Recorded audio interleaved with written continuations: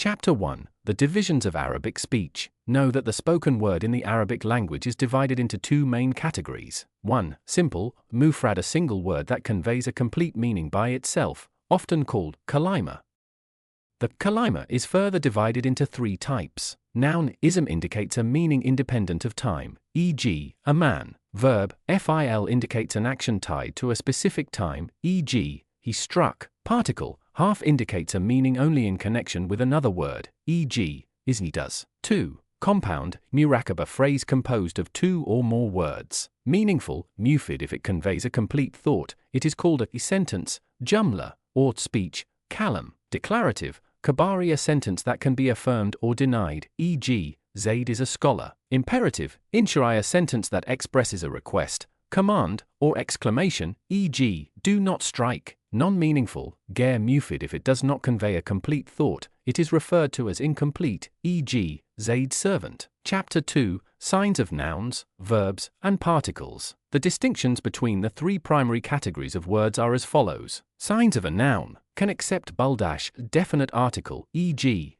the man, may take a genitive particle before it, e.g., with Zaid, may accept tanwen, nunation, e.g., a man, can be used as the subject or object in a sentence, e.g., Zaid is standing. Signs of a verb can be preceded by already, e.g., he already stood, accepts future particles like war, e.g., he will strike. Signs of a particle does not accept any of the features of nouns or verbs. Chapter 3. Types of compound phrases. Meaningful compound, murakab mufid. A meaningful compound is referred to as a sentence, jumla, or speech, kalam.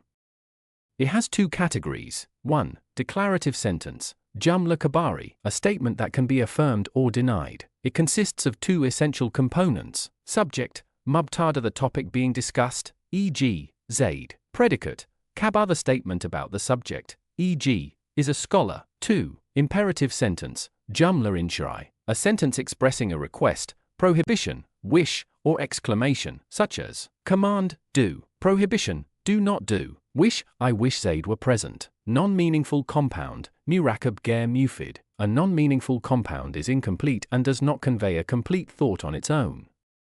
Examples include 1. Genitive construction, idafa. Example, Zaid's servant. 2. Numerical compound. Example, 11. 3. Inseparable compound names. Example, Baalbek, a city. Chapter 4. Complete sentences and their structure. A sentence is not complete unless it contains at least two words, either explicitly stated or implied.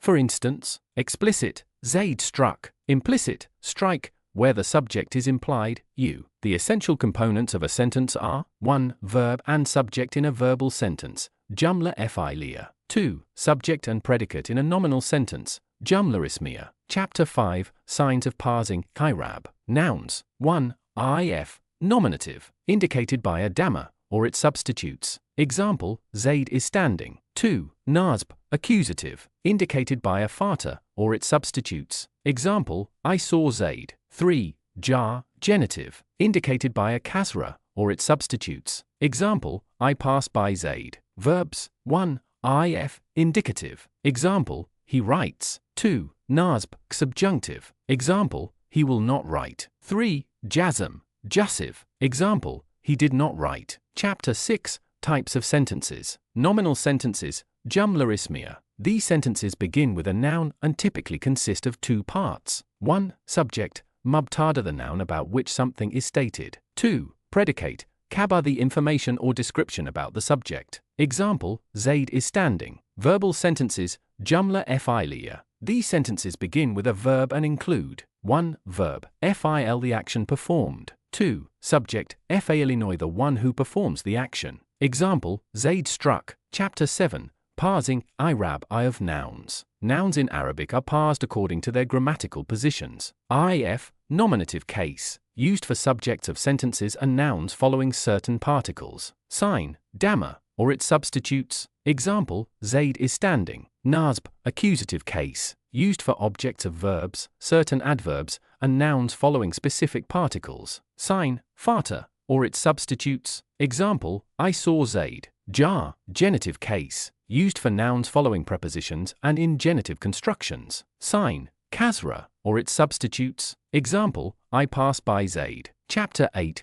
Types of Verbs. Verbs in Arabic fall into three categories based on their structure and function. 1. Past tense, fil madhi, indicates completed actions. Example, he struck. 2. Present future tense, fil mudari, indicates actions in progress or to be performed. Example, he strikes. 3. Command, fil amr, indicates commands or requests. Example, strike. Chapter 9, Non-nominal and non-verbal words. Half. Particles in Arabic serve as connectors or modifiers but carry no independent meaning unless used within a sentence.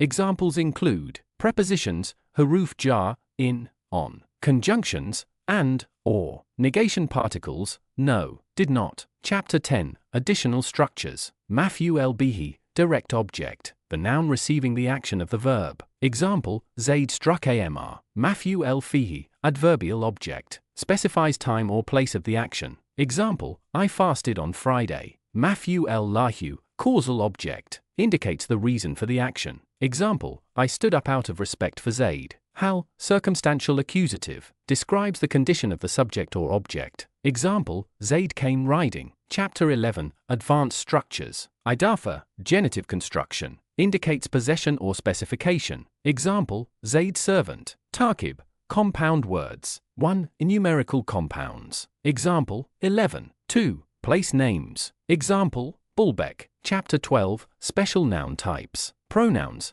Darmir. Pronouns replace nouns and are categorized as follows. 1. Attached pronouns. Example, I struck. 2. Detached pronouns. Example, he is standing. 3. Pronouns in genitive case. Example, his book. Demonstrative pronouns, ism ishara, used to point to something specific, e.g., this, that. Relative pronouns, ism mawsul. Connect clauses or phrases, e.g., who, which, whoever. Chapter 13, Verb forms and their parsing. Active voice, mabni lil ma'lum, indicates that the subject performs the action, e.g., Zaid wrote. Passive voice, mabni lil majhul, indicates that the subject receives the action, e.g., the book was written. Chapter 14, Advanced verb types. Transitive verbs, fil mutaradi, require an object to complete their meaning. Example, Zaid struck amr. Intransitive verbs, fil lazim, do not require an object. Example, Zaid stood. Chapter 15, Grammatical structures of Arabic sentences. Nominal sentences, composed of a subject, mubtada,